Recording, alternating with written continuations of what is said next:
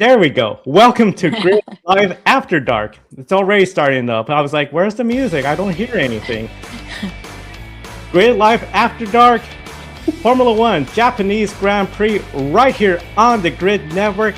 And a big thank you to everyone tuning in as we count down to the Japanese Grand Prix. Great cast, great panel we have here, starting with Esha Bajwa, Grid Network TV, and her recap of the IndyCar qualifying sessions up on Grid Network TV. Check that out. Esha Azeem from Racing with Esha, Nicole Fry from Fans of Focus Media, and Emily Sharp making her Grid After Dark debut right here. Emily, welcome to your first After Dark experience. Thanks, Joe. I'm so excited to be here tonight and a little bit of ladies' night. Can we get the Cool in the Gang song to play? Obviously, with Joe, our master of ceremonies, if you will, but just excited to get going. Indeed, very excited to get going. Esha Azeem, Esha Bajwa, great to have both of you. How have both of you been lately? I've been pretty amazing. I'm so happy that I'm bringing my writing here, my IndyCar writing here. It's a great place to be, and I'm happy that I am in a supportive place with all these amazing people, and especially all these lovely women here on this panel. Yes, same with the other Esha. I'm so excited to finally be back and to be back for an After Dark episode, which I love. So I'm looking forward to it, and I hope it's a fun show. Fun show. And for Nicole, this is our third After Dark we've done together. But of course, this is Japanese Grand Prix, which started it all, which Esha Azeem was part of 3 years ago with Alex Jackson and Joshua Birch behind the camera. Nicole, how's life been treating you since the last F1 race? Life has been great, and After Dark is my favorite event in the entire motorsports season because it is so fun, it is so chaotic, and I do not think the Japanese Grand Prix is going to disappoint this weekend, Joe. I don't think it's going to disappoint at all. And thank you to everyone tuning in. We got Jameson, greetings from Western Shore of Lake North Carolina. Welcome up. Adam, happy Women's History Month. You're all awesome with a capital A. Keep it up, Emily, Esha A, Esha B, and Nicole. We also have Kobe. My eyes hurt after looking at a computer screen all day long, but want to come say hello to everyone. And then Ollie or Kimmy? We're going to be getting to that. Interesting question. And Esha B is a great IndyCar writer. As editor-in-chief, I approve and encourage everyone at gridnetworktv.com. And I hope Kimmy doesn't fumble the start. And let's start with Kimi Antonelli, who I think everyone's going to be following this race. Took the pole from George Russell, looking to earn his second consecutive win of the year. So Mercedes, once again, front row, 1-2. They're going to be leading the field to turn one, but we know turn one could be very treacherous. Going side by side there, and the competition trying to get to the position of one step ahead of the competitors. The most infamous incident, of course, Senna, Prost, 1990, the big collision.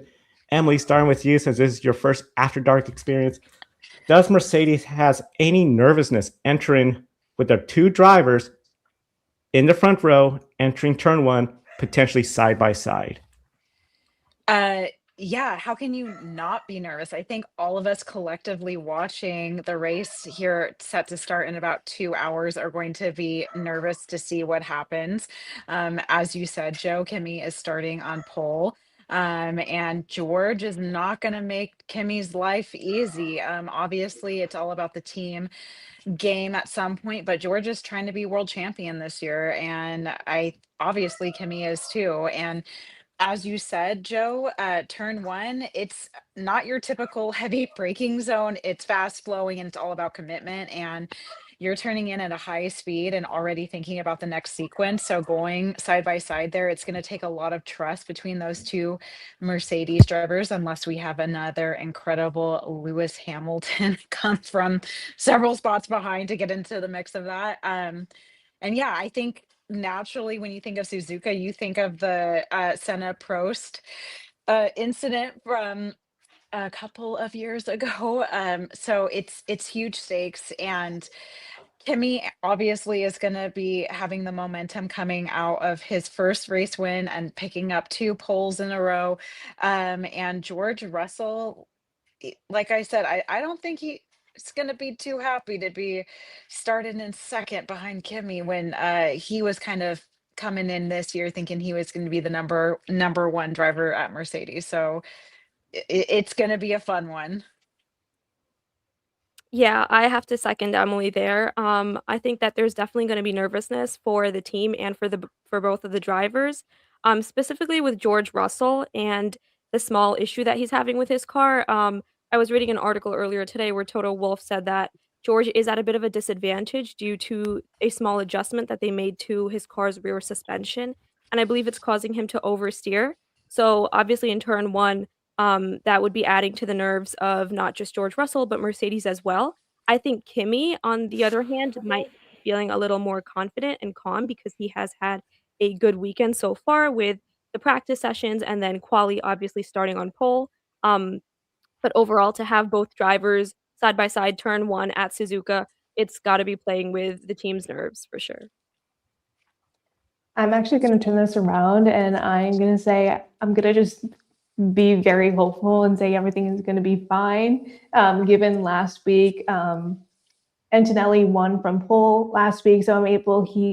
This is not his rookie season anymore. He's learned definitely after crashing with Max Verstappen turn one last year. I'm blanking on what race exactly that was last year, but he's definitely learned and grow, and he's definitely he's deserving of being in that seat at Mercedes. So I feel like he learned a lot in his first year, and is starting this year at a great start, winning his first race, and taking pole twice so far this season. So I think everything is going to go pretty sweet for him.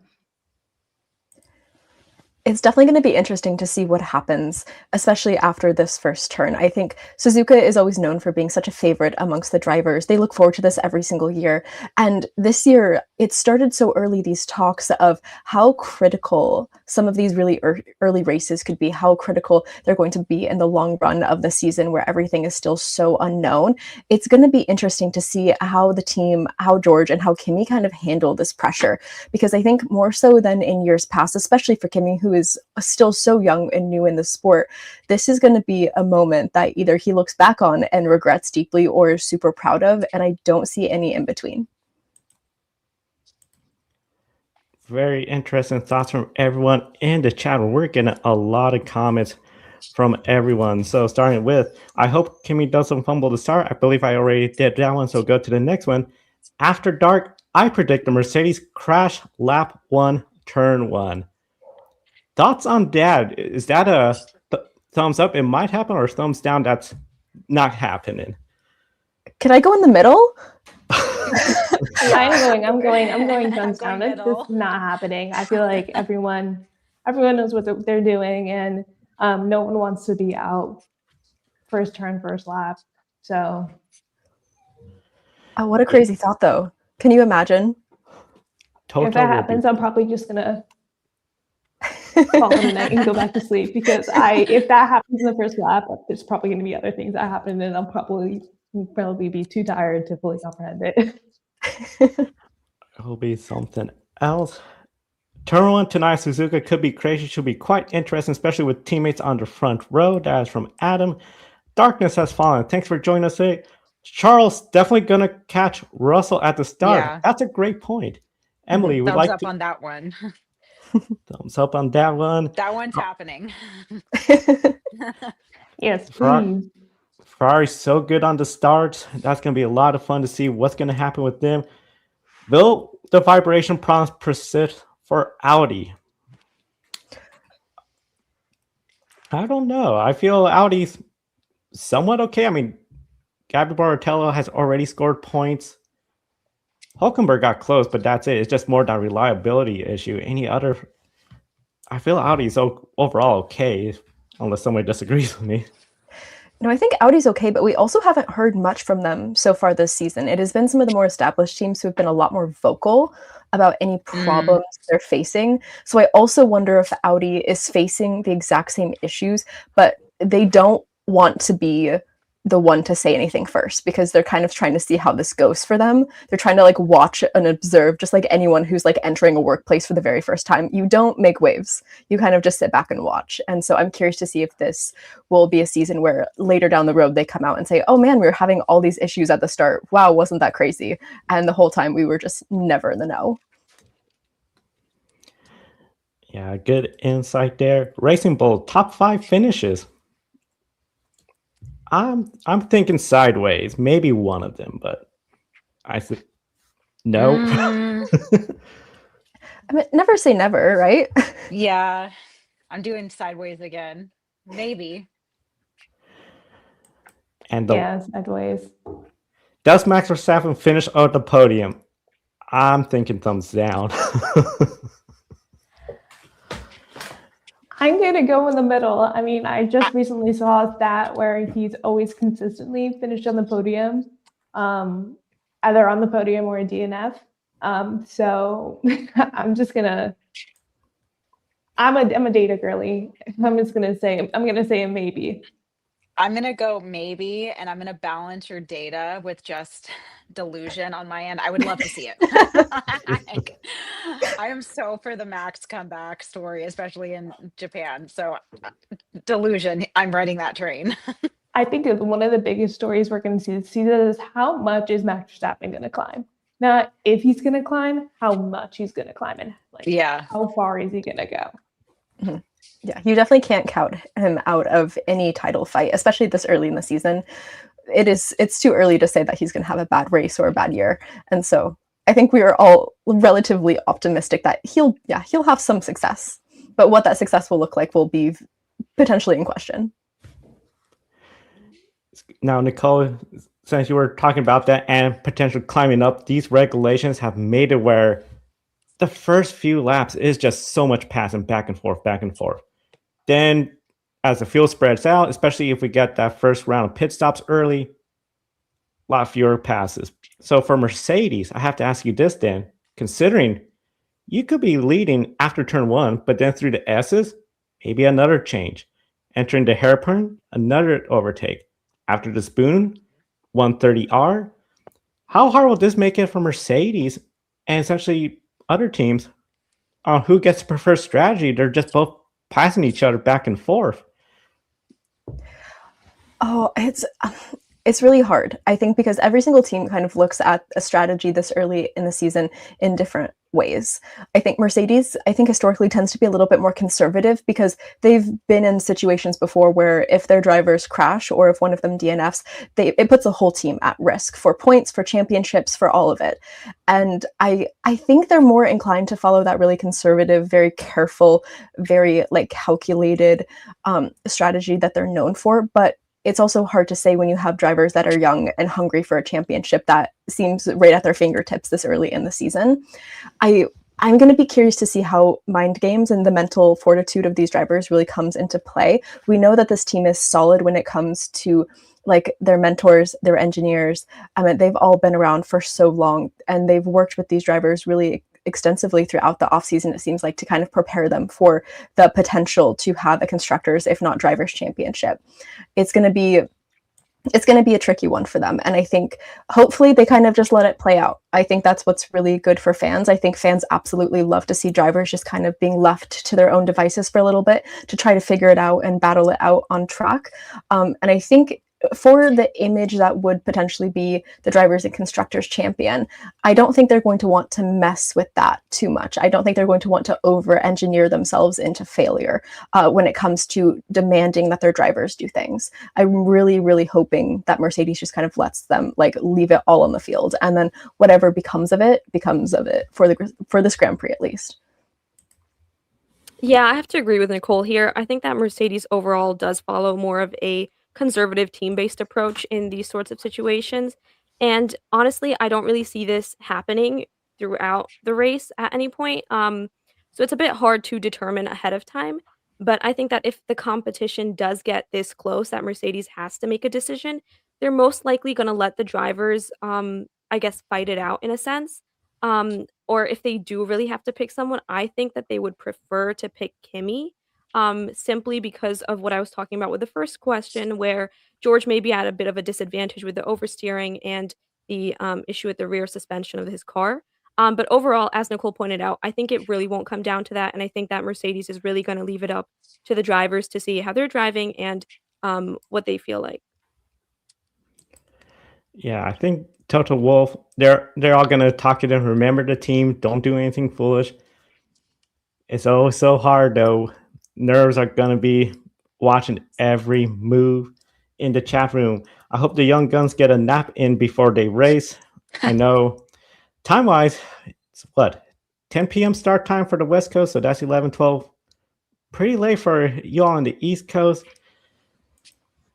Does Lewis finish in the top 5? I think that's a solid thumbs up from everyone, unless somebody wants to go out and. Yep. And then darkness has fallen. Russell Mercedes' F1 career is going to be on the line if he doesn't beat the 19-year-old. Max Verstappen has an exit clause to finish second or higher than the Mercedes driver has 1-year contract. 1-year contract, Mercedes. I know, Nicole, it was a couple episodes ago we talked about if Max Verstappen would consider leaving F1 or another team. Because one of the things I know Kobe in the chat room talked about Nürburgring. We saw Max Verstappen had that win until he didn't have it by disqualification. So Emily and Esha Azeem, Esha Bajwa, when it comes to Max Verstappen, do you think he was more likely to leave F1 or go to Mercedes? Wow, these after dark questions, they're like all stakes.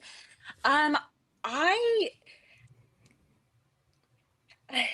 mean, it depends on what Toto could potentially offer him. I think he's a racer at his soul, and I know we're gonna get to some of his off-track activities this past week a little bit later in our show, but I think that you could give him like little electric cars to race around, and he would find joy out of that. So I think he loves racing, and give him anything that he could like get behind the wheel of. I don't know if you guys caught it, but they on Kevin Harvick's and Will Buxton's podcast. I don't know if that's the right term, talk show. They had Junior on, and they were talking about like which driver would you love to see come over to NASCAR, and Junior was saying like, oh, Max, he's one of us. So I'm leaning more to he would go to a different racing series just to get a different experience and enjoyment out of it. But we all know that Toto Wolff is a businessman, so I wouldn't count it out that he couldn't convince Max to wear that silver arrow on his fire suit. Yeah, I mean, I'm just going to say we've seen crazy driver changes. Most recently, Lewis Hamilton to Ferrari. I mean, it's not out of the question that's going to happen, but Verstappen has been toying with going over to another racing series just for the love of the game. In my opinion, if he can't like create the performance with the team that we've seen kind of cater towards him, I don't know how Mercedes can do that for Verstappen. You know what I mean?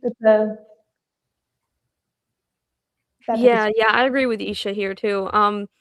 This is definitely an after dark topic. And I feel like I physically can't imagine like seeing Max Verstappen in Mercedes. Like it just physically seems wrong almost. And I think that he would be a bit more likely to switch over to a different motorsport series unless Mercedes really like turns the entire team around him and just focuses on him solely, which I also don't see happening. So I think it's pretty difficult to tell. Not to mention he'd have to get a whole new wardrobe. Like, what is he going to do with all of his Red Bull gear? Exactly. Yeah, all that Red Bull promotional materials, everything, that's a huge change. And Max Verstappen with a Monster Energy M, that would just look weird. No, we have to get used to that. Has he had other energy drinks? I don't think so. I seriously don't think so. I can't picture it. I just can't. Yeah. Yeah, black and green is just, yeah, it just seems way out of place compared to the Red Bull colors. Overall, one of the big things we talked about everything when it comes to the Mercedes. Behind them, I feel somebody that's just having horrible luck. Oscar Piastri. Yes, he's starting third. Yes, it seems like if somebody was to miss the first two races, like, oh, Oscar Piastri, third. I wonder how he did the first two races. Wait, he didn't start neither of the first two races. No, he hasn't. He hasn't started a race since December Abu Dhabi. Just craziness that he has had such horrendous luck where he can't get to the grid and not even at least be on the grid when lights will go out. Esha Bajwa, does he have a disadvantage when the lights go out since he has not done a full Grand Prix with this car and regulations? At this point, Oscar Piastri is kind of he's been an F1 driver for so long that I feel like he can easily fall back into it as quickly as he can, and that's what F1 drivers do. They're able to adapt to the car really quickly. The one thing that I would be really wary of is the endurance of being in that long race and not doing it for a certain amount of time and building that up, especially since drivers have been doing it for the past two races, and this technically would be his first race where he starts. I don't think he's at a disadvantage here. He is a professional F1 driver, battled for the championship, and I think he's gonna bounce back. Yeah, Isha, I agree with you. I think the only disadvantage that Oscar has experienced this season is in the long-term hunt for the championship of missing out on points that he could have been collecting during those starts that he did not start in. And he's a very composed person. Like he's not an emotional driver who like goes for like typically crazy lunges to try to,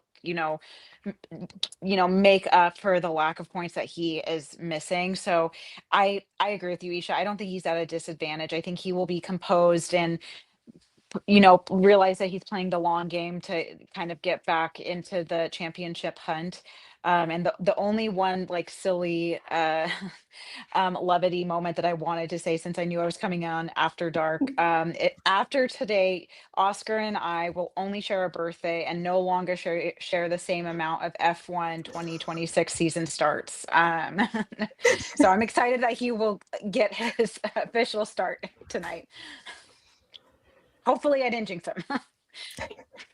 I was just about to say, if he gets jinxed, we're going to make that clip for After Dark lore and for forever be for future After Dark. And foreshadowing. Yeah. I'm just going to see myself out. It's been great. Oscar Piastri has to get this race started. I mean, I would just feel so bad for him if it doesn't work out. One driver I've been feeling like, wow, I've been happy with what he's been doing and surprising everybody, considering last year everyone was joking about he drove the blue tractor and that lovable meme of the blue tractor bouncing around with Crofty's commentary. Pierre Gasly, he is one of the 6 drivers to score points in both Grand Prix races. He didn't score in the sprint race. He missed that out. But overall, good in the point standings. And considering he's with Alpine, who, of course, now got that Mercedes engine, I'm just thinking, can he do something he has not done in his career? First 3 Grand Prix, score points in each of those Grand Prix. Nicole, surprised by what he's doing. And with the Alpine team, out of all the teams? Oh, I'm in complete shock. I think going from not really remembering that Alpine existed last year on the grid because they were just so bad, and the only thing we talked about was just like in reference to tractors and jokes, to all of a sudden kind of like them sneaking up through the midfield it's been a pleasure to watch. I think it's really unfortunate when there's amazing drivers on the grid and we just don't really get to hear about them because they're doing so poorly or because their team cannot provide them the machinery to do well and to really kind of show how much they have done over the past couple of years. I mean, Pierre Gasly has been in the sport for, I feel like, a decade at this point.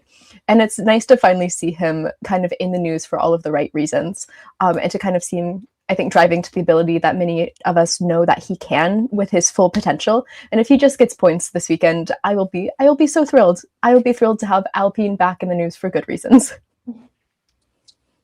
Yeah, I totally agree with you, Nicole. I feel like Gasly usually has a stronger finish than a strong start of a season. Like I know in Vegas, he's had moments of brilliance in qualifying and then he can't put it together for the race, unfortunately. So I agree. I'm very surprised that he's been on a positive point streak. And I too am happy that we're talking about Alpine in a positive way and not talking about either tractors or the Flavio of it all. And I'm trying not to give more credit to Flavio than needed, but year two with Alpine, perhaps he is leading that team into the right direction. But I agree, Pierre's been in the sport and has proven that he has pace. He's been on mega teams with Red Bull in the past, race winner. So yeah, very happy for him. And I last week there was a moment where I thought, oh my gosh, why is his name escaping me? Franco Colapinto. When I was like, is he gonna win this race? For a hot second, because that just would have been not on my bingo card for this season. But yeah, it very surprising, but fantastic. Fantastic stuff from Alpine. Pierre Gasly is ahead of Max Verstappen in F1 points. Never thought I would say that. Thank you, Adam, for those comments. I feel so bad for Lando. Most fans forgot he won the championship last year. Unfortunately, it's looking like he is not going to defend his championship with the gaps with Mercedes. It's a long 22, maybe 24 race season, depending on what happens with the calendar. We'll see how it all shapes up. One driver. I don't think F1's going to pull a Freedom 250. I'm just going to say that. I'm just going to say that. Thumbs up on that, Esha. I agree. Oh yeah, we could talk a long time about the Freedom race, but let's move on to a driver that, well, he's with the American F1 team, the OG, as some would say, Haas F1, Oliver Burton.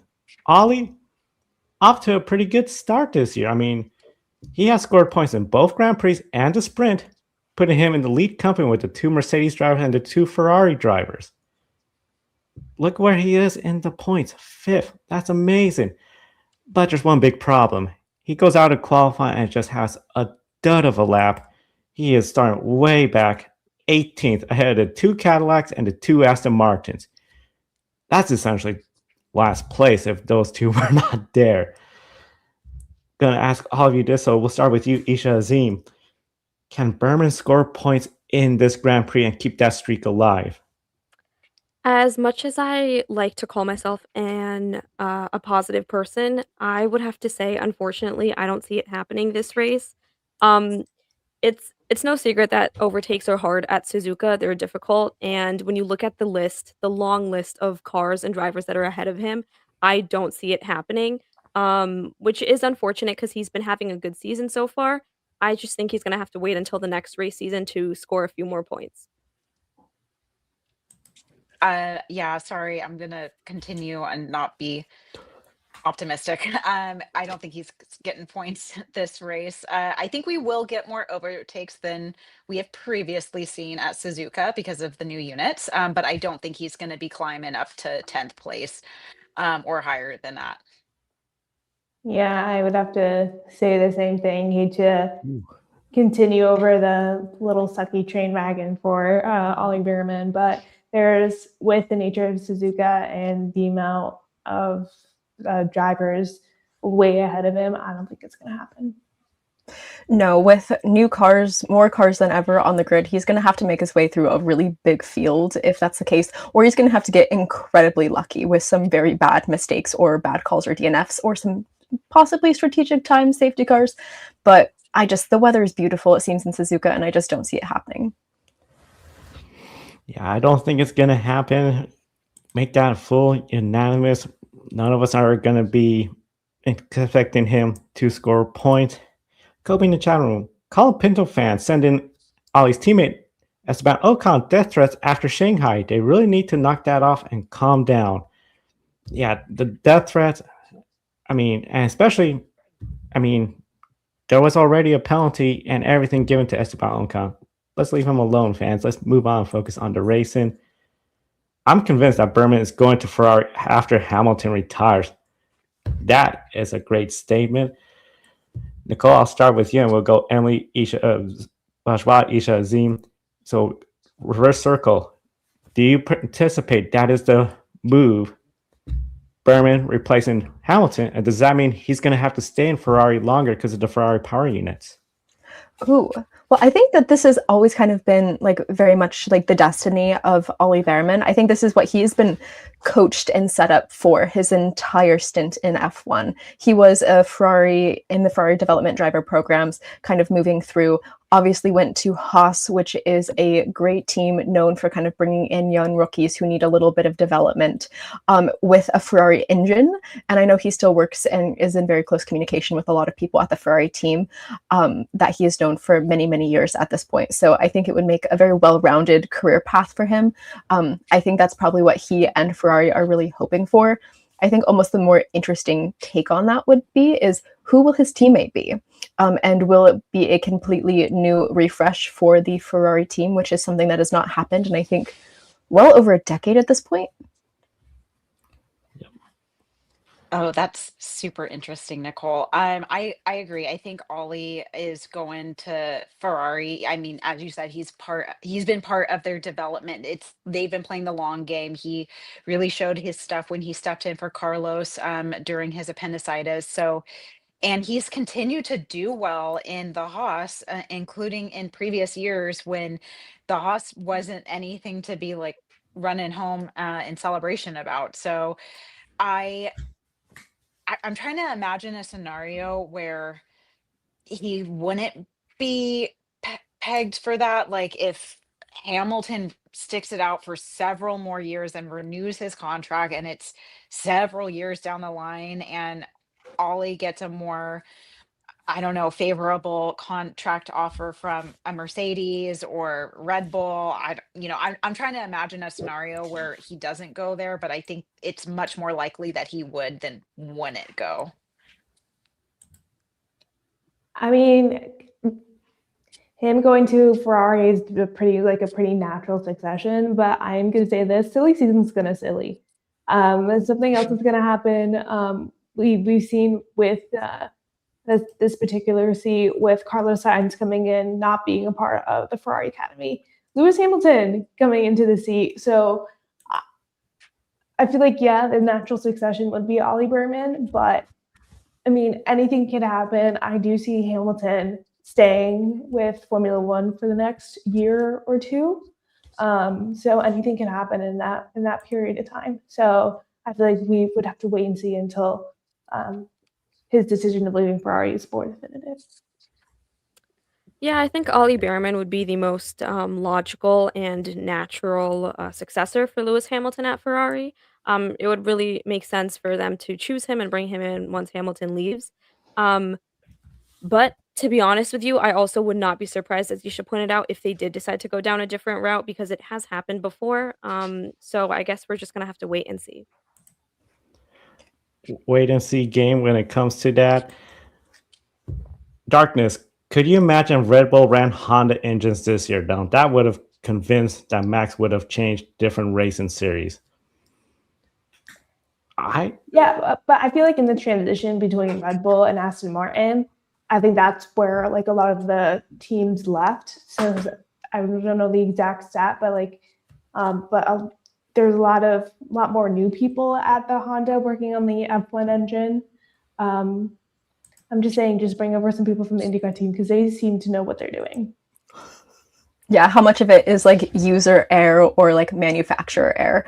It's going to be interesting to see how that plays out long term with the engines. Engines is going to be a big key for everyone. And that's just the perfect segue to the next driver I want to talk about, and that is Fernando Alonso. They said he has done 2 years of outqualifying his teammate Lance Stroll. Fernando Alonso, 44 years old, has outpaced Stroll, who was 27 years old, born in 1998. I'm going to talk a lot about years, so follow along, everyone. So that Right. means Lance Lock Stroll. in. So that means Lance Stroll was 10 years old in 2008. That means he was only 8 years old when Fernando Alonso won the 2006 Japanese Grand Prix 20 years ago. Yes, the same Fernando Alonso with Aston Martin. When you look at from that win to today, there has been 4 different US presidents, 5 different terms. Not going to get into that long story. When you look at the United Kingdom, 8 different prime ministers of the United Kingdom, but only 1 queen, 1 king change. 3 different popes. You look at the 2006 Daytona 500, Kyle Busch, Denny Hamlin are the only 2 still racing full-time in NASCAR. Over in IndyCar, Scott Dixon, the only one from the full-time season of 2006 Indy 500, still running full-time. And you got Alonso. YouTube was only 1 year old when Fernando Alonso won his last Japanese Grand Prix. And F1 was on the Speed Channel, cable television, not network, not with the big following. So Esha Bajwa, considering how terrible 2026 has been, could Alonso decide to call it F1 career and go elsewhere with his racing career? I am going to say no. Fernando Alonso is always going to be a rookie in the F1 season. If you don't get the meme, anyway. No, I think he's here to stay. I don't think he's going to be moving anytime soon. I mean, yes, with how much of I'm not going to even say a tractor. Maybe a broken down tractor. The Aston Martin car is. Maybe he can find a way to make a move when silly season starts. But no, I think he's going to stay unless he goes back to IndyCar and does another round of the Indy 500, and then I would be here for that. Yeah, this is a tough question, honestly. I have no idea. I feel like if I were in his shoes, I would just call it quits and like move on and do something else. But given how he's been so consistent in being here, in being alongside Lance Stroll, I think that he will potentially stay, perhaps for a few more seasons. I would not be surprised if he decided to stay. I think more surprising at this point would be if he decided to retire sooner. But yeah, I think overall it's a confusing question to answer. So yeah, I guess we're just gonna have to wait and see, just like we always do with Formula One. Wait and see. I think Game that should be Formula One's new tagline. Wait and see. Formula One always leaving everyone just waiting for the next thing to happen, the next thing to occur. Gonna throw this to all of you. So as I mentioned, Fernando Alonso is 44 years old. You look at NASCAR, Kyle Busch is 40 years old. He hasn't won in about almost 2 years. Scott Dixon, 45 years old in IndyCar, still running full time, but he hasn't won in a while. And Denny Hamlin, 45, so close to a championship last year and already got a win this year. No, this is outside some of the realm of F1, but Nicole, starting with you, out of those drivers, who do you think is most likely to retire from full-time competition first? See, it's hard because I don't follow as many of these series super closely, but age is just a number, and I think they've just proven that a little bit. I mean, who cares if you have not won a race for a decade, as long as you're making uber amounts of cash and have a lot of fun doing it? I would never retire, that's for sure. You couldn't drag me out of there to save my life if that was the case. But I think out of this lineup in particular, just knowing how pride and fulfillment work kind of in the human mind and soul, I could see that after a good season or two, Denny Hamlin would probably be the first to take a step back and say, you know what, I've made my peace, I've done a good job, and I'm okay to go home now and rest. Honestly, I I don't know. It's a big. I'm gonna tag along with what Nicole said. I don't follow NASCAR as much as I do IndyCar and Formula One, but yeah, I'm just gonna say. I'm just gonna say I'm gonna put the F1 tagline. Let's wait and see. I can't choose. I'm gonna give you the hot take, Joe. Oh boy. I can't. I agree with Nicole. I can't see Alonso retiring. I mean, in my mind, with Adrian Newey coming in, like he's probably thinking, like, let's give him some time to like start working his Adrian Newey car magic and give him a chance to create a car that could be successful. I'm also thinking of that brilliant Brazilian race that he had. Was that 2 seasons ago? I'm thinking that. Um, for me, there's three things that are constant in life: death, taxes, and Scott Dixon can start in a different state and still win the race. So Dixie, he's going nowhere. Denny Hamlin, on a personal bias, I'm not allowed to say anything negative about him because he is my favorite. He is my sister's favorite driver. Ironic, I know. And he is devastatingly been so close to winning that championship, and I feel like he is not hanging up any gloves or helmet until he accomplishes that. Um, so by process of elimination, Kyle Busch, he's going to be the first one that steps back. If my Google search is correct, because I could not remember off the top of my head, the last race that he won was in 2023. I'm going to leave Joe or Kobe in the comments to fact check me on that. So I mean, NASCAR, pun intended, is full throttle. It is very intense. And he has his family. I mean, he's been going at it, like you said, one of two drivers from the 2006 Daytona 500. So I think Denny has more that he's still chasing than Kyle. And it's truly only because of process of elimination. Yeah, so I'm going to say that the After Dark episode is impacting my decision-making skills at the moment. And I'm going to say, you know what? Whoever has the worst season this year is going to be your man. That's going to be the first person that retires. And I'm just saying Wow. that for pure fun. I have no actual data or evidence backing that up whatsoever. Now think that's we going to be need, your like, full a- 2026 prediction. I think we need to have like one of those D&D dies. I'm forgetting the name of them, but I think we just need to shake it up and roll it out and just see what happens. I said it again. And to confirm, Emily, you are correct. June 4th, 2023, the last time Kyle Busch won. And I see we got Amber that said Kyle Busch as well.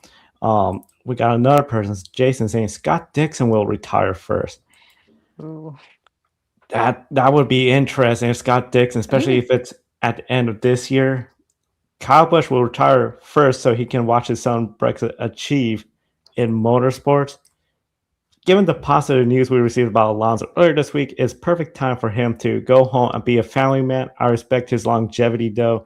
Quite a longevity. And speak about longevity, Hector Castronova will compete in this year's Indy 500 at 51 years old. And some people know the oldest race winner in NASCAR was over 50, Harry Gant. And I believe even F1, the oldest race winner was also over the age of 50, but the name is escaping my mind.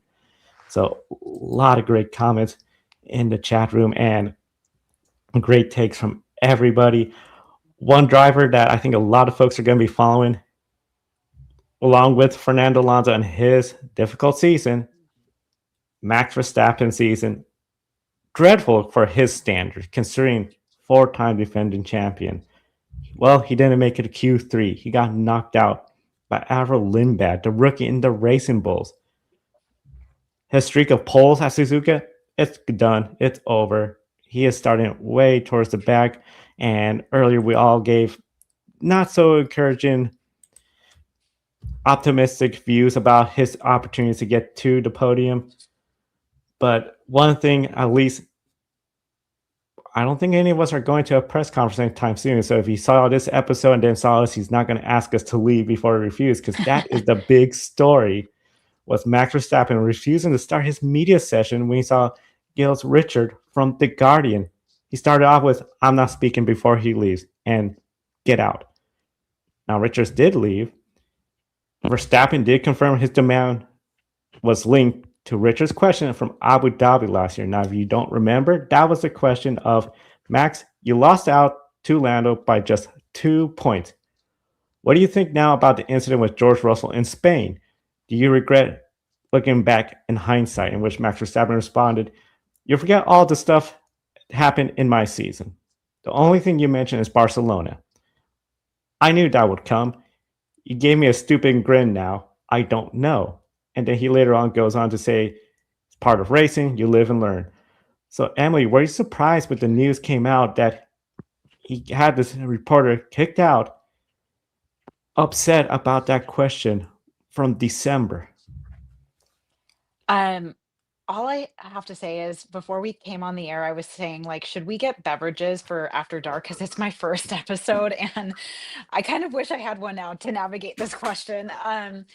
I mean, it's classic Max, right? Like, I think he's over the past, I don't know, for me, only speaking for me personally, I think watching him come from behind last year and truly have a chance of winning the championship, I was finding myself really rooting for him, and feeling almost sympathetic to what he was trying to accomplish just because it was such a great fight to watch. But this side of Max, is his very, like, human side of himself, and I think it goes back to, like, he's there to race, and he's not there for any kind of gotcha questions from the journalist, at least that's how he took it in the moment, and as an fellow athlete, I would also be frustrated where a poor decision on my part was being brought up, and then making me already regret that moment, and now I'm, like, having to respond to it again when I truly had, 1, an incredible end of the season, and I put in a fight to win to have a chance of winning the championship, and 2, like, that's the only thing you're asking me, so I think it's classic Max, and I will say I didn't follow this whole storyline that was going on the internet, from this press conference, so today was, like, the first time I was hearing about it, but in defense of Max, if he's going to be held accountable for how he carries himself in press conferences and be, asked to, watch his language, and we all remember that whole situation that went down. I I am sympathetic that he is also asked for, respect in a different manner to be shown to him, while he's in these press conferences. So the manner that he conducted to, refusing to start speaking at the press conference, like, I'm gonna let one of these other ladies give you their take on that. But if we're asking everyone to be respectful, the drivers, journalists, um, yeah, I think it happened. Yeah, I'm gonna be honest. I honestly did not follow this at all when it happened last season. So this weekend was actually the first time I heard about it, and then I was like trying to read up as much as I could about what had happened. Um, and I mean, obviously, it's a very difficult moment for Max given what happened in December, and then for a journalist to bring that up. And it's not like the journalist asked it in just a regular manner. We can tell when somebody is asking you a question for the sake of asking a question, and when they're asking it for a different purpose. And then with Max pointing out, you're giving me a stupid grin now. To be honest, I would really like to see the expression that the journalist actually gave him. And overall, I liked how Emily pointed out that there should be a level of respect that's maintained on both fronts. So we put a lot of harsh rules down when we're looking at the drivers, no cursing, they have to be respectful with everyone, how their manners, like everything is really observed very closely. And I think that with reporters and journalists, a lot of time they can get away with more things. So I think that maintaining that respectful barrier between both the drivers and the reporters is essential, especially to prevent moments like this. But yeah, I'm gonna pass it on to Esha Bajwa now because I know she has something she wants to add. I have a very, very hot take on this situation, and I've spoke about this like privately within our grid network sphere. But seeing that, especially as a journalist, especially as a recent journalist who attended a race, I see these drivers as kind of like coworkers. I mean, I'm there to do a job, and drivers are there to do a job. And when you come together, you're just doing your job and doing X, Y, and Z. In a job, if you have an issue with someone, you report it. You go to HR, you handle it privately. You don't embarrass someone for doing the wrong thing months earlier. If Max truly had an issue with that journalist, and I understand why he would have an issue with that journalist, handle it privately. Don't embarrass him and have this whole kerfuffle about everything and all of this. And especially in a time, especially in the United States, where journalists are being yelled at for things like their disabilities, their gender. It kind of, in this point in time, especially, it kind of like, I was like, huh, that's a little weird. And I understand people, it was like, oh, Max is being Max, X, Y, and Z. And I'm like, yeah, but you can still have dialogues outside the public eye and not embarrass someone for a mistake they made in the past. So I think in that type of situation, I'm very much like freedom of press, freedom of the First Amendment right. But also, again, handle things privately, because things happening in the public eye can hurt more than one person if it's not handled privately. That's my take. Thank you, Your Honor. Great take. I got a follow-up question for you, but I want to get to some of the comments in the chat room. British F1 reporters have bias towards British F1 drivers. We saw it with Rosberg versus Hamilton, Hamilton versus Verstappen, now Verstappen versus Norris. Yeah, we've always heard that. It's something where, especially so many drivers from Great Britain come race F1. Of course, United Kingdom, all the media, a lot of it based there, as well as the teams. I've got my beverage. Cheers. I think this in regards to Emily. Amber got their beverage as well, too. More for me, Matt, Josh, and Wednesday on grid tonight. But how on earth does a driver have the power to throw a journalist out of a press conference? No driver should have that power. And then Max showed he is a real diva. Plus, also, I mentioned about the oldest winner in NASCAR, Harry Gant, handsome Harry, going to the Hall of Fame this year. Esha Bajwa, going back to what you said about Max Verstappen and potentially, okay, yeah, what Esha Azeem has said, it seems like this reporter may be targeting, but then, Max did not handle it well at all, as you pointed out. Could have been handled a lot better. Does this show like that question has really stung Max Verstappen's pride? Because it just seems like all of a sudden, here we are in March, he shows up and he reverts back to that question? Or could this also be part maybe of all the frustration going on? The team's not doing good, the car's not great, and he's just struggling. What's the George Russell quote? When something doesn't go his way, he attacks with borderline violence. I don't know if you guys, please some of you guys know that quote, because it's been in my TikTok feed over and over and over again. I mean, this is Max being Max, and one of the reasons why when I started rewatching Formula One, I was kind of turned off by Max's demeanor. And I'm gonna again equate this to IndyCar. I love Alex, even though Alex Lowe and Max Verstappen, they're both dominant in their respective series.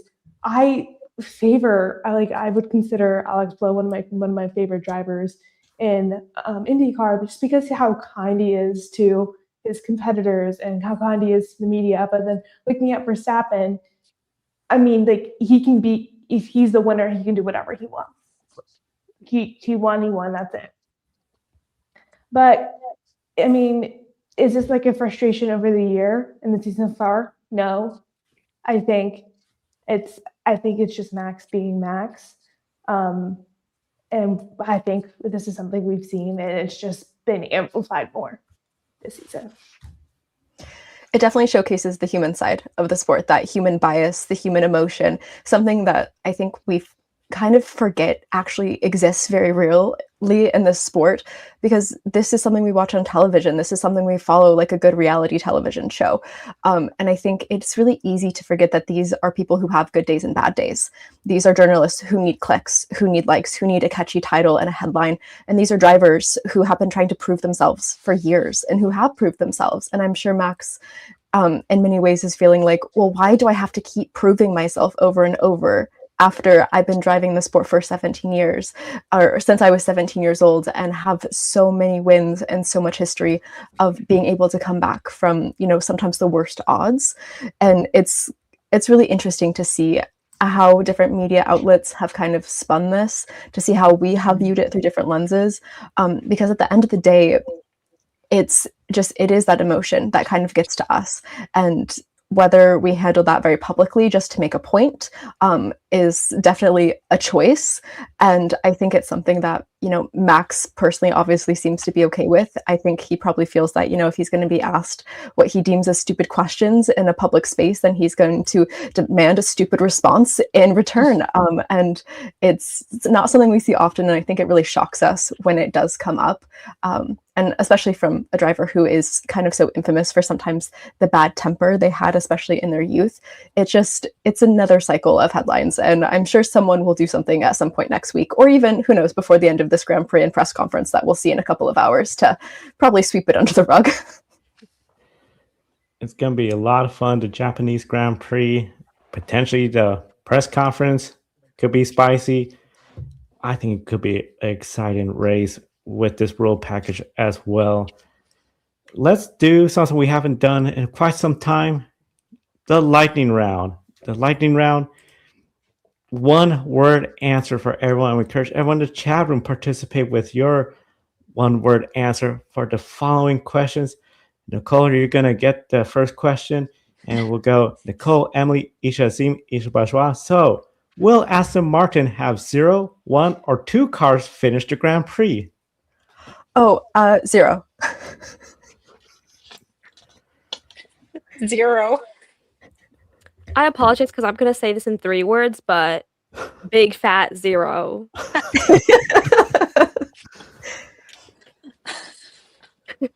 Double so 0. fast, so lightning round. I didn't even say an answer, but 0. I'm going 0 2. Cadillac starts the weekend 3 seconds off the pace. Emily, will they be the last running car by the end of the race? Yes. Yep. Yeah, definitely. I'm going to have to make a unanimous yep. Isaac Hadjar finishes ahead of Max Verstappen. He did it at China, but of course, Max Verstappen DNF. He is starting ahead of Max Verstappen today. Can he finish ahead of Max Verstappen if both of them finish the entire race? Esha Azeem. This might sound a bit optimistic, but I think it's possible. It's possible, but do I think it's going to happen? No. I agree. No. No, comma, because of my delusion. I think I'll go no as well too. I just think single word answer, so no. Alfred Lindblad starts top 10. He is 8th and 12th in his first 2 Grand Prix race weekends. Will he score points again? Esha Bajwa. Maybe. I'm going to say yes. I'm also going to say yes. That's a 3rd yes. I'm going yes. That was a hard one. Gabriel Borratello is 9th. If he scores points, is Audi exceeding, meeting, or falling short of your expectations, Nicole? Oh, this is so cruel that I'm stuck with one word answers for this. I would say it is going to exceed. Yeah, this whole lightning round is a character building experience for me because I like to jab my jaw, but I'm also going to say exceed. I'm going to say meeting. I'm going to be positive. I'm going to say exceed. I'm going to say exceed as well. Emily, last question in the lightning round. Which of the Williams drivers finishes ahead? Carlos Sainz or Alex Albon? And excuse me, there'll be one more. Carlos. I'm gonna say Carlos. I'm gonna say Carlos. I'll go Alex just for funsies. I think I'll go Alex as well too. And the last question for the lightning round. Do we have a safety car today, Emily? I'm gonna say yes. This is tough. I'm also going to say yes. I'm gonna say yes because I need that strategy chaos and just the chaos in general. I'm also going to go yes, and I'm going to go one step further. I'm going to go one step further. I'm just going to go and yap a little bit. I think it's going to be because very specifically there's going to be like debris on track. Debris on track? I'm going to say no. I think we'll be safety car free. That is the lightning round. Thank you, Jameson and Adam, for participating. They both agreed that there will be a safety car. Darkness has fallen. Russell better pray for a safety car after he gets overtaken by Charles at the start. Continuing with that theme of Ferrari getting around him. I like that. That's great stuff. And we encourage everyone to participate in the chat room throughout the program. Now we're coming up towards the end of our show, but before we do that, let's talk about a driver we haven't talked much about, Lando Norris. Oh, Lando, what a season. I mean, he's ended the season on top of the world. Zach Brown calls him, asking if this is the World Championship hotline, which right now that hotline is going to be a 1 year moving to whoever gets it, because he's not that great when it comes to fifth place and a did not start in the first two Grand Prix rounds. 6 in the points behind Oliver Behrman and the two Mercedes. Overall, it's just not going that great. But at least the one positive, he's well ahead of Oscar Piastri in the points, even though Oscar's starting ahead of him in the race. So, Emily, starting with you, when it comes to this long 24 race season, maybe 22, and we still don't know about what could happen with Qatar, Abu Dhabi. Does he start to think about championship points, championship defense, or just focus on go race, try to do the best I can each race? This is another tricky question because I think in his heart and his soul, probably the week after he won his title, he was thinking like, how am I going to maintain this so I can do this again? Because as an athlete, like, how can you not be thinking about like, how can I maintain this greatness? But I think the sports therapist that he works with, or whoever is in his corner to keep him calm and mentally well, is probably telling him like, take it one race at a time. Every time that you're in the car, that's the only thing that you're thinking about in the moment. um but again, he's human. How can you not be thinking like, okay, I'm already this far behind, this is how far ahead Mercedes is. It's a long season, we have many races to go, but I mean, this is why I'm not a professional athlete, because I would be thinking like, what do I have to do? Like, I need to like, I need help from the universe to slow these mercs down. So I I think professionally he's trying to focus on one race at a time, but on his human level, he's probably going like, what can I do to maintain my championship? Yeah, I think in the moment, the best strategy to maintain his mental space would be to focus on each race weekend, just putting up the best performance he can and getting as many points as he can, especially given the rough start the McLaren have had as a team this season. But as Emily pointed out, it's only human and very natural to be worrying about that championship defense and worrying about how to hold on to that title for this season as well, especially when you see Mercedes performing so well. So it's very tough to say. He's probably having those thoughts about defending his championship, about worrying about it definitely. But I think the best thing he can do for himself at the moment is to just focus on each race weekend and try his best. And then perhaps a few more race weeks in, that can then see where he is in the point standings, how the other teams are doing, how he's doing, and then maybe redo his strategy and go from there. Yeah, I definitely think that this, next couple of Grand Prix are going to be really critical for him and for McLaren, though I'm really hoping he can kind of protect his peace, at least mentally and internally a little bit, with the knowledge that his teammate isn't necessarily doing any better than he is at the moment, unfortunately for McLaren and for Oscar Piastri, and the fact that it's not necessarily his fault that he hasn't, finished these last couple of races, or at least done very well, because, at least he didn't crash out completely just on a silly mistake on a silly corner or anything like that. I think he will definitely be looking at this as an opportunity to move forward throughout the season, kind of like a very rough starting place. And hopefully he can look back on the season start with a little bit of wow, I can't believe that happened. And look how far we've come later in the season, at least for his sake and for all, I think, the McLaren fans out there as well. The McLaren fans, the McLaren faithful, they'll be hoping to see him rebound, maybe get a little closer, especially with this break where we don't have Bahrain, we don't have Saudi Arabia, but it's always going to be a long road because everyone will be doing the same thing. And as we said multiple times, we'll wait and see. What we're not going to wait and see, though, is pick a winner. Here is the leaderboard. I encourage everyone to comment with who you think is going to win the Japanese Grand Prix. Matthew Bro leads by 1 point over Kobe Lambeth. And for everyone that's playing along, especially MotoGP, nobody corrected the sprint winner for MotoGP today. So still over 170 points throughout the year. Comment in the chat room. We'll show them on the air.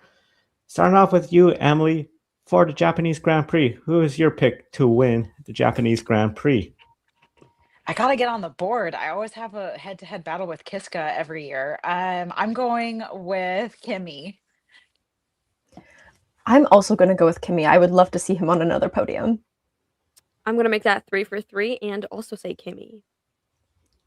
Do I make it 4 for 4 or do I throw some chaos in there? You know what? I'm going to say Kimi as well.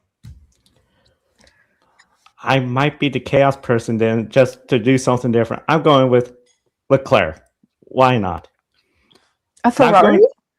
The Ferrari. It's not as crazy as it's been last year going with Gabriel Borratello to win this race. That was the most Delulu pick of everyone. But we'll see how it all shapes up. In the chat room, we got Lando Norris finishing top 10. Kimi from James. We got Antonelli, Russell from Amber, and Adam going with Kimi Antonelli. Plus he has MotoGP, Marquez, Palou, SVG for Oval. Let's see. He has not done that. It'd be really scalable of him to get those wins. They're going to announce Kimi Räikkönen at the winner, like in China. We all probably saw that where he was coming up to the podium and they said, Kimi Räikkönen. It's like, that's not the right one. And Kimi Antonelli as well for Kobe. Now, some of you may remember this, especially when Max Verstappen was dominating each and every race, and it was just Max Verstappen, Max Verstappen. It was introduced on Grid Live After Dark in 2023 to have another competition, just in case we have what this year is looking like, the Mercedes 1-2. So now I'm going to ask you all and encourage everyone in the chat room to comment. We're bringing back who finishes 7th. Yep, 7th place in the Japanese Grand Prix. So, Emily, you were the last straw, so you're going to have the first one. So, and encourage everyone in the chat room, comment who you think is going to finish 7th. Who do you believe will finish 7th place in the Japanese Grand Prix? I'm pulling up the quali starting. No, I did the exact same thing. Okay, hold on. I gotta think strategically for a second. Holy guacamole. Okay, I'm gonna go. This is so random. Okay, this is so random.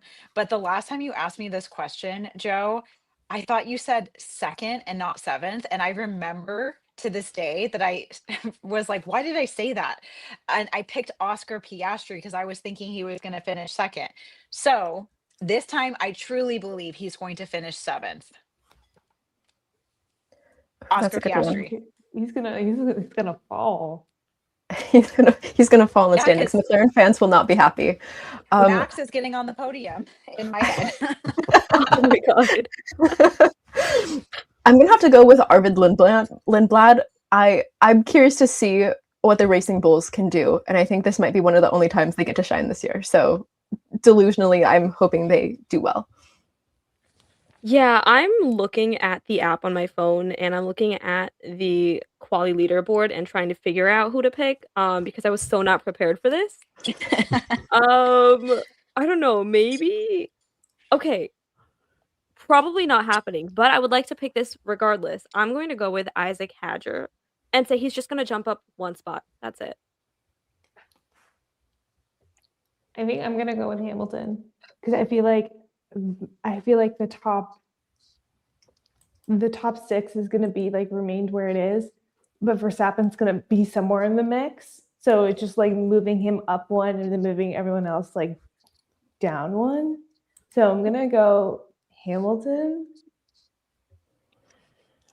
I'm I going think lock it in. locked in.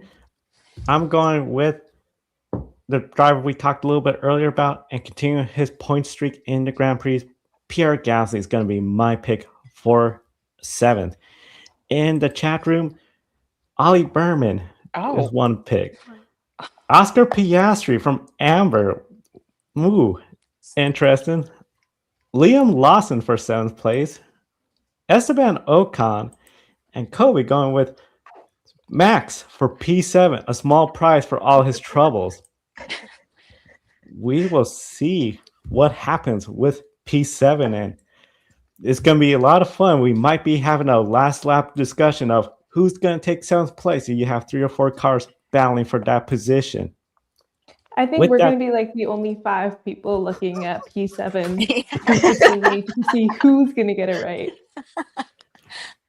And definitely will be following that. We're going to be following everything throughout the race weekend because we still have MotoGP, IndyCar, and NASCAR. So we'll be recapping it all on Grid Life Wrap Up right here on YouTube. Subscribe, hit that bell icon. We're Grid Network TV across social media. And if you like what you saw, consider investing in us. Colin, Deshelle, Mark, Robin, David, Matthew, Nick, Crystal, Nico, and Gloria, our newest investor, invest in us each and every month. Link in the video description. We also do Buy Me a Coffee, YouTube Super Chat. Jason M. leads with 3 Super Chats this year. So get your name on the leaderboard or get a number if you've done more than one. And once again, subscribe, hit the bell icon, and visit gridnetworktv.com. Esha Bajwa's article just went up. So we encourage everyone to check that out. And of course, all the IndyCar coverage, Matt with NASCAR. And the grid ranking will be starting next Sunday. Who's going to be leading the grid ranking, our 10th annual grid ranking already. A couple of last comments. Thank you, ladies. And of course, thank you all. Enjoy working with you all. And thanks for everything you do for Grid Network and the motorsports community. Encourage everyone. You can find links to their social media accounts on our video description as well to follow them. And we'll be following everything at Suzuka a little less than an hour, about 45 minutes from now. For Esha Bajwa, Esha Azeem, Nicole, and Emily, I'm Joe. Thank you for tuning in to Grid Life After Dark. We'll see you next time and enjoy the races.